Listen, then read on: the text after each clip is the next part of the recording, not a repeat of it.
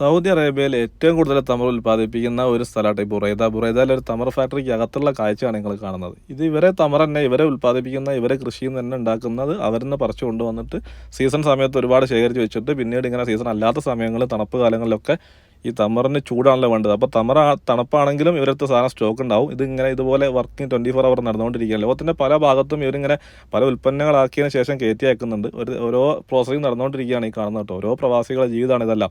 അവരൊക്കെ നാട്ടിൽ സ്വപ്നം കണ്ടുകൊണ്ട് വീടുണ്ടാക്കാനും പെങ്ങളെ കെട്ടിക്കാനും കുടുംബത്തിനെ നോക്കാനും വേണ്ടിയിട്ട് രാവും പോലും ഇല്ലാതെ ഇങ്ങനെ അധ്വാനിക്കൊണ്ടിരിക്കുക. ഒരു മെഷീൻ വർക്ക് ചെയ്യുന്നത് പോലെ തന്നെയാണ് അധിക പ്രവാസികളുടെയും ജീവിതം എന്ന് പറഞ്ഞാൽ. റൂം വിട്ടാൽ കമ്പനി വിട്ടാൽ റൂം, ഇത് തന്നെയാണ്. ഇതിനകത്ത് വേറെ ഒരു സങ്കല്പം, വേറൊരു ചിന്ത അവരെ മനസ്സിലേക്കില്ല. എല്ലാ ഫുൾ ടൈം 24 ഈ ഭാര്യ മക്കൾ കുടുംബം എന്നുള്ള ആ ഒരു ചിന്തയിൽ ഓരോ പ്രവാസികളും ഇങ്ങനെ തന്നെ അച്ചാറും ബാഗും പെട്ടിയും എടുത്തുകഴിഞ്ഞിട്ട് കെട്ടാക്കിയിട്ട് പ്രവാസ ലോകത്തേക്ക് കടന്നു വരുന്നുണ്ടെങ്കിൽ 2-3 വർഷം ഇങ്ങനെ ജോലി ചെയ്തിട്ട് 2 മാസം ലീവിന് നാട്ടിൽ വരുമ്പോൾ അവർ അടിച്ചു പൊളിക്കുക എന്നുള്ളത് സ്വാഭാവികമാണ്. അവരത് ചെയ്യണം, അത് തന്നെയാണ്. അല്ലെങ്കിൽ പിന്നെ ഇതിനെന്താ അർത്ഥം? അപ്പോൾ ഇത്തരത്തിലാണ് ഓരോ പ്രവാസികളും കഷ്ടപ്പെട്ടിട്ട് തന്നെയാണ്, ഇതുപോലെ കാലാവസ്ഥയൊക്കെ അവഗണിച്ചുകൊണ്ട് കഷ്ടപ്പെട്ട് തന്നെയാണ് ഓരോ പ്രവാസികളും